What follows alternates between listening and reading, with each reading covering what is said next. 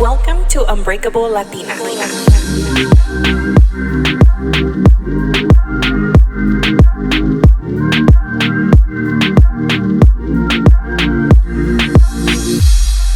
Hi guys, welcome back to Unbreakable Latina. This is your host Melina. I hope you're having an amazing day, whatever day you're listening to this on. I will be on vacation when this episode comes out, so I wanted to pre-record so that way you guys don't miss an episode. Since I've been gone for so long, I didn't think it was fair to just all right, one episode and then peace out guys, see you in 2 weeks.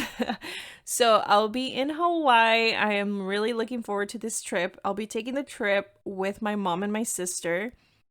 This trip has been postponed for way too long. I was supposed to go to Maui for my 30th birthday and the pandemic hit. So that had to be canceled.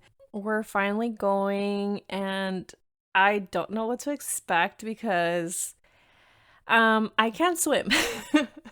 So I'll just be laying by the beach and doing like the touristy stuff, like doing the road to Hana and hiking and things like that. But you won't see me jumping off like a boat or going like underwater.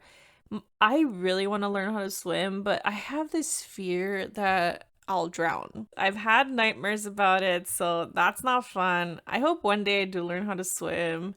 I told myself that I was going to take swimming lessons, and I'm just a chicken, to be honest. I know, I always encourage you guys to go do things that scare you. Water is just scary to me. I don't know, maybe one day. Nonetheless, it's gonna be fun and relaxing, and I just need to unplug for a little bit because life is chaotic. I had been thinking, like, oh my god, no tengo ropa, I don't have any clothes for the trip. Today, I cleaned out my drawers and I found so many tops that I haven't even worn that I've thrifted before.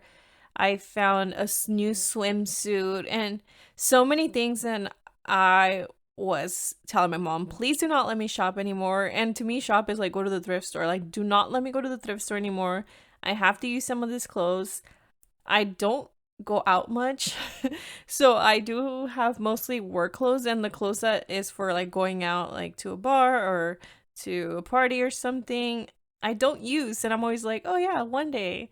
So I think I'm gonna start just dressing up for the grocery store because why not? Siempre ando en mis leggings. Like, people probably think I work out all the time, but my secret is that I don't work out all the time. I think it's because during the week I have to dress nice because office wear. Once the weekend hits, I just want to be comfortable. I don't want to wear heels. I wear heels every day. Oh, funny story about that. I have heels at work, so I walk in with flats. You know how loafers are like in right now, right?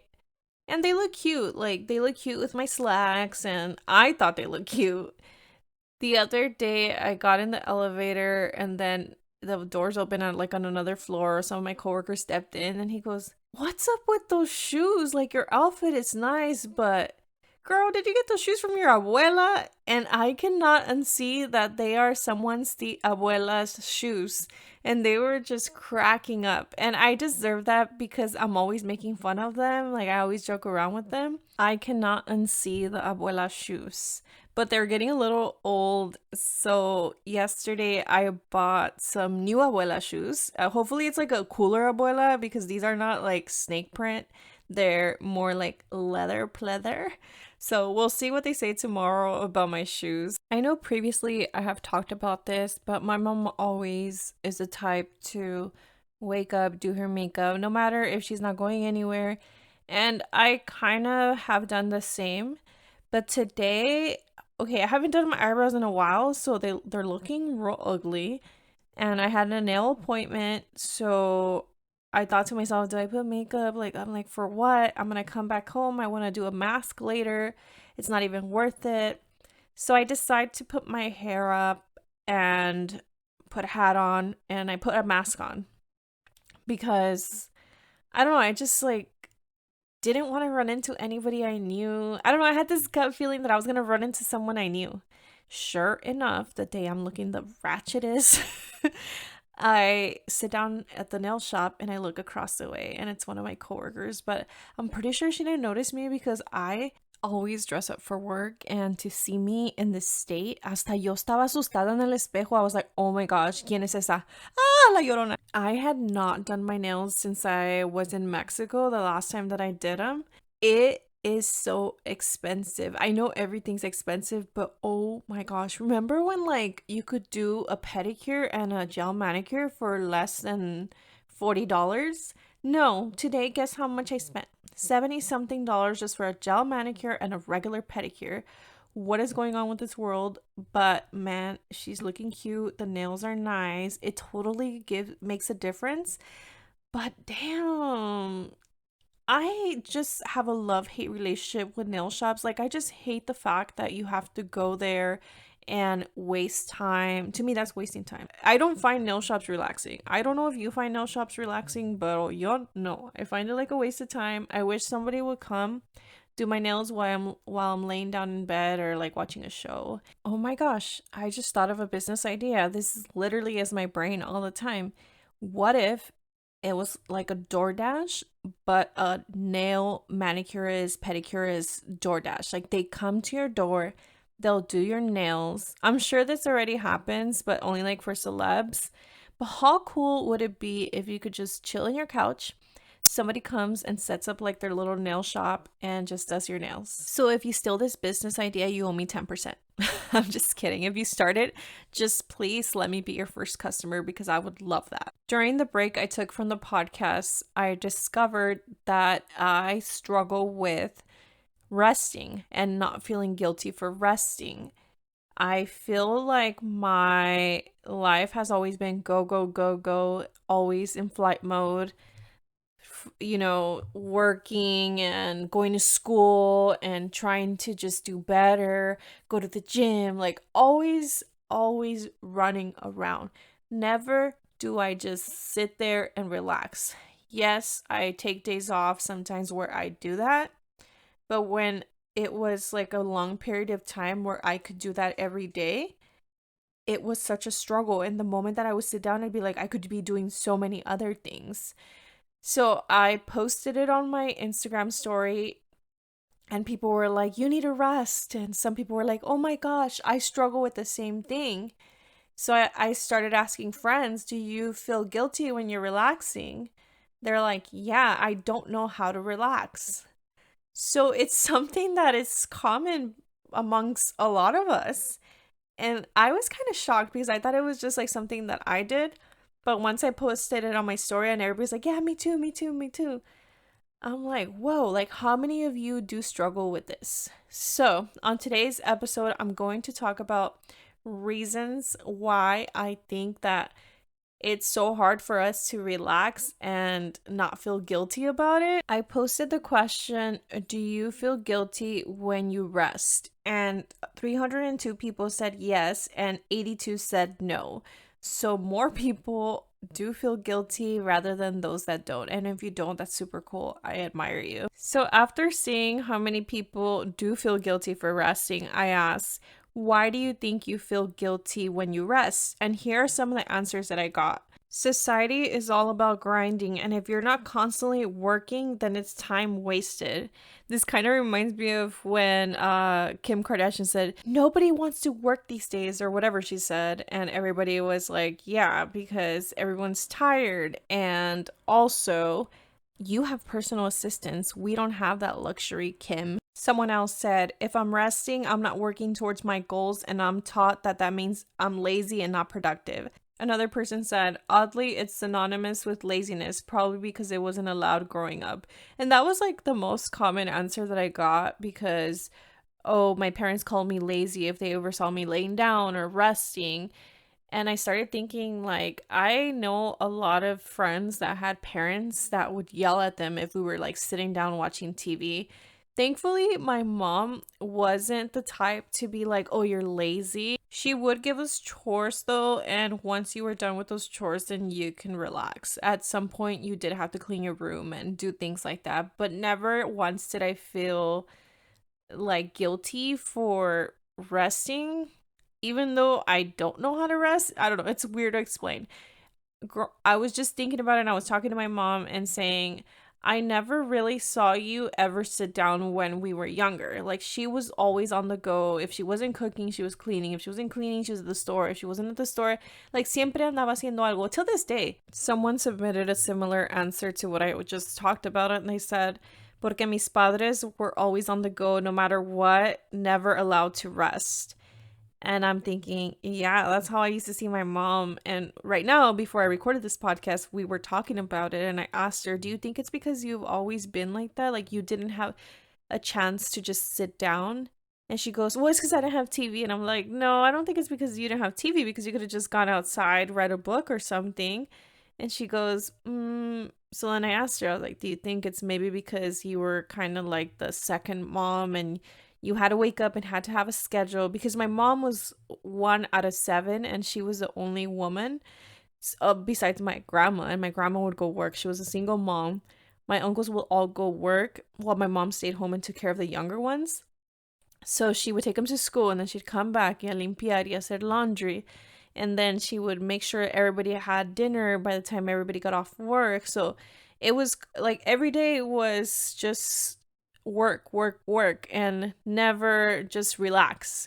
Until this day, like I'm telling you, she doesn't know how to relax. Sometimes I'm like, watch a movie with me or watch a show with me. Está dormida la señora. She falls asleep. She's like, ay no, a mí me aburre esto. Now with Facebook, she will sit down, go tell me about que me va a hacer daño porque dijeron en Facebook que eso hace daño.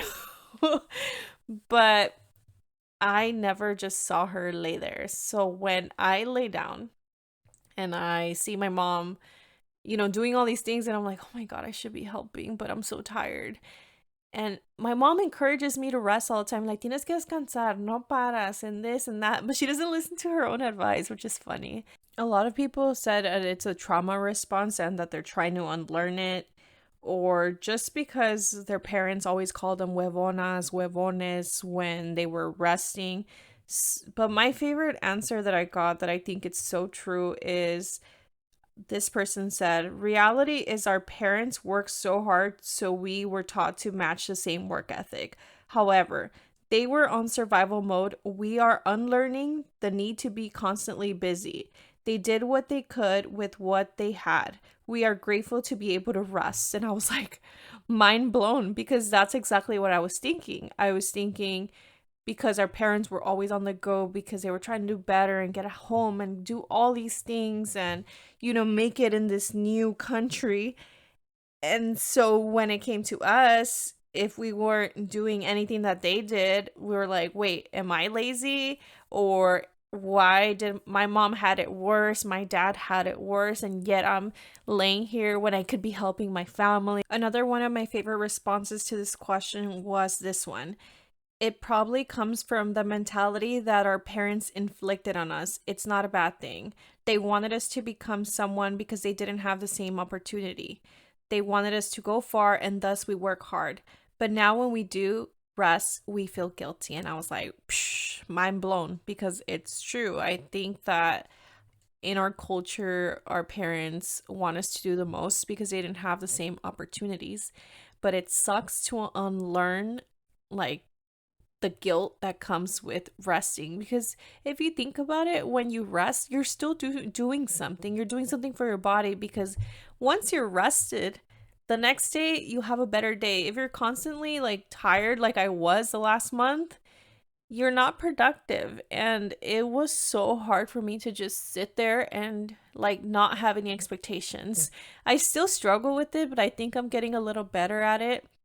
Like today, I woke up, got my nails done, did a bunch of laundry, put my clothes away.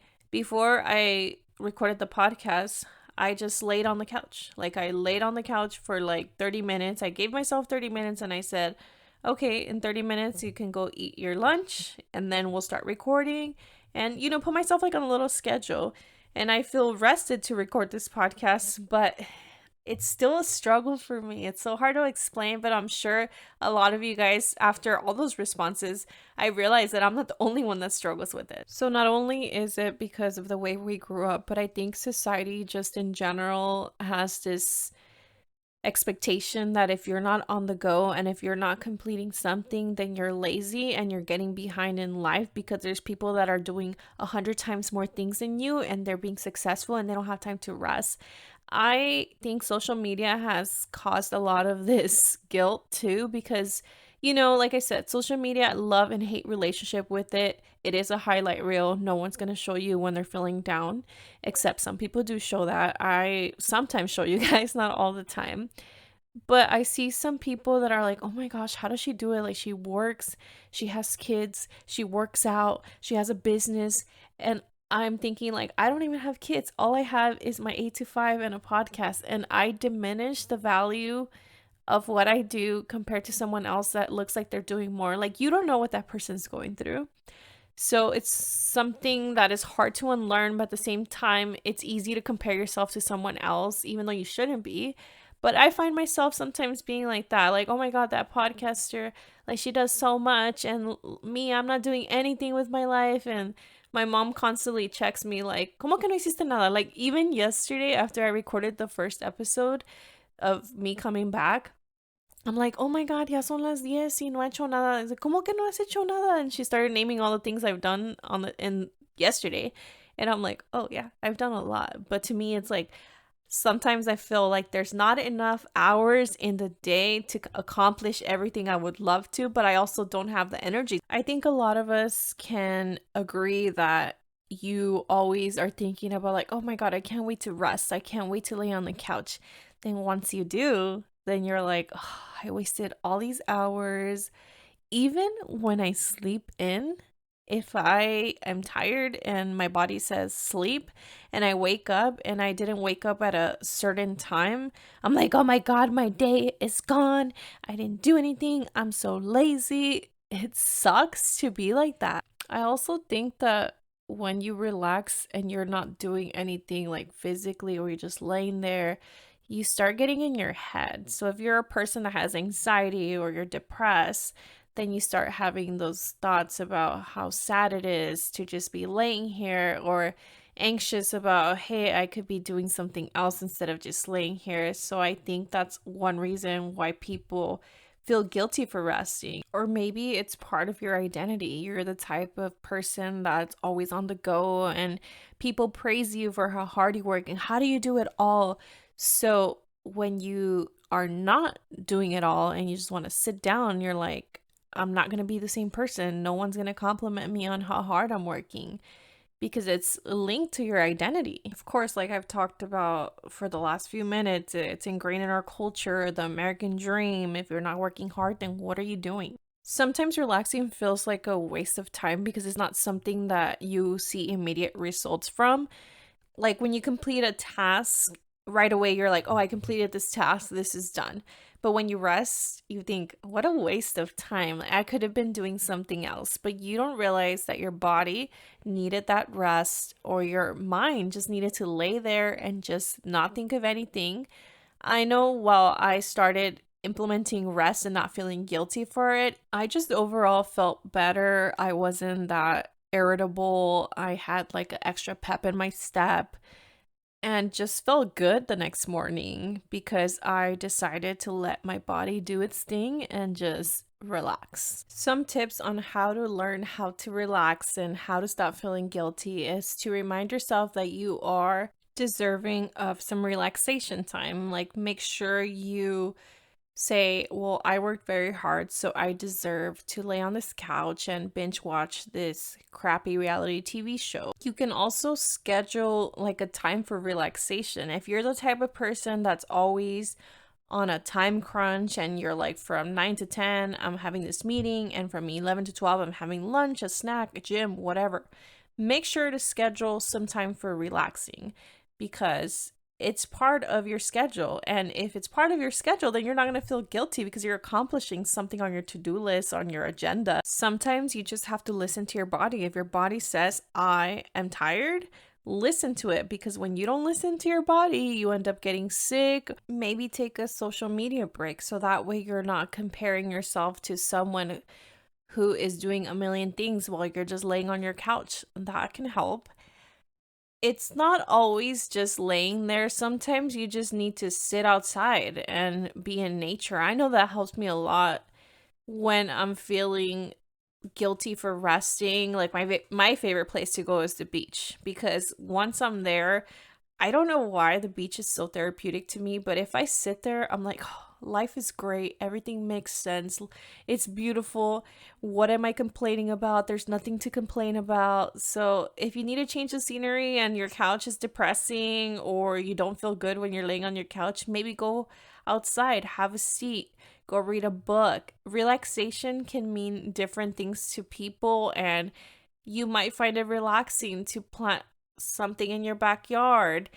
It's just that you have to make time to relax and not feel guilty. I want to share this quote that I found, and it says, "Don't forget that resting is still doing something.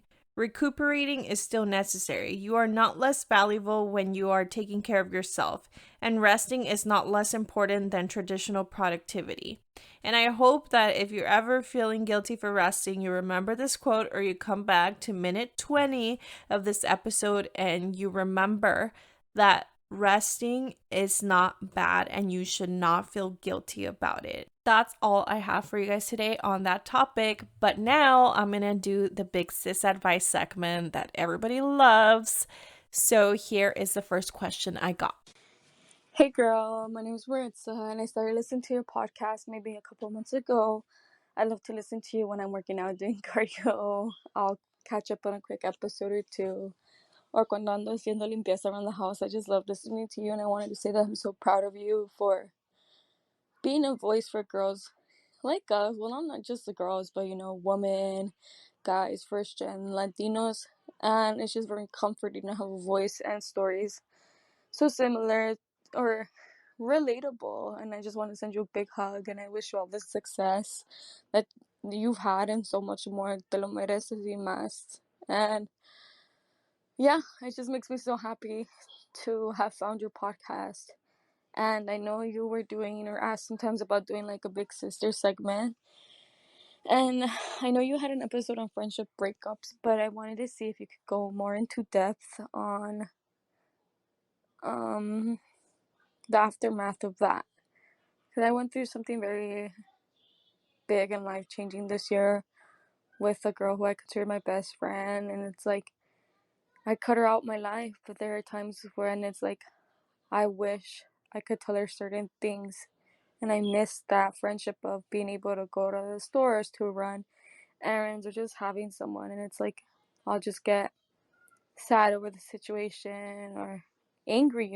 I started working at a restaurant during college, like going part-time, and there was a guy who was pursuing me, but I had already started becoming close with this friend. And I would always ask her, is it okay if I go out with this guy? Have you ever had anything? Because I knew they were friends. She'd always tell me, no, no, no, like, no, go for it, encourage it. Me and this guy started going on dates, and then it became complicated situationship. And the whole time, before feelings were involved, I would ask my friend, did that happen? No, no, no, no, no.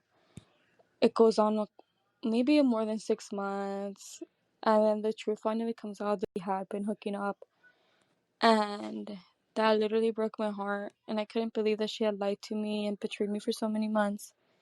So I don't know, it's just very hard, and it's been months, like basically the whole year, and it really hurts still. Like, I can't believe someone I cared for so much, who I consider my best friend, would do that to me. And it sucks because that friendship was everything to me, and I thought it was for her. I know it's not my fault, but it's like I don't know how to let it go. Hi, amigues. Thank you so much for all your sweet words, and I'm so sorry that this happened to you. Friendship breakups are not easy, and just listening to you and how emotional you were about this makes me think of me being an emotional wreck recently about a friendship breakup that I went through. And I was talking to somebody and my voice cracked just like yours did, because I felt betrayed by someone who I felt was very close to me. Friendships You don't expect to get your heart broken by a friend. When you date a partner, you expect them to break your heart. You take that chance. But when you become friends with someone, I'm the type of girl, which sounds like you're the same, that's loyal. I'm a ride or die. But in life, in my 32 years of life, I've been through a lot of friendship breakups. The most recent one caught me by surprise, and I felt just like you felt, betrayed. I knew it wasn't my fault, but it still hurt. And I think that the reason it didn't hurt as much as other ones have is because I was already mentally prepared for this one. I know it's hard to see right now, but aren't you glad that that person showed their true colors, even though it's hurtful, even though you didn't expect that? It's better to know now than to keep this friendship going. And imagine if that dude never told you that they had something going on. You would have kept this friend so close to you and shared all your deepest secrets with them for what? For them to betray you like that. I get where you're coming from, but just like you get over a breakup with a partner, like a romantic relationship, you're gonna get over this friendship breakup. There's gonna come friends in your life, and you're gonna be like, wow, every time that life redirects you or disappoints you, something better is coming. There's gonna be a friend out there for you that's gonna be your ride or die, that's gonna be better. And what I've come to the conclusion is that some friendships are temporary in your life and they're only there for a chapter of your life to teach you something. What did this teach you?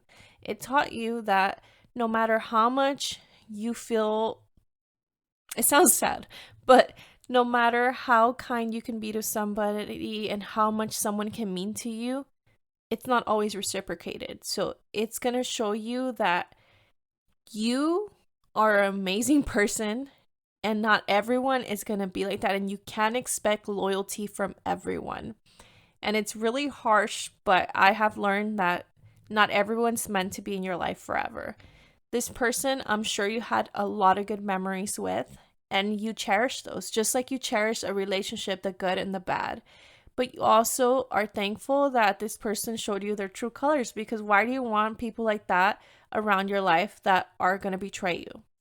I hope that you're able to get through this, and one day it's all going to make sense. And just go through your emotions, be kind to yourself. The aftermath sucks, but remember the good times and acknowledge that this person was just not meant to be in your life forever.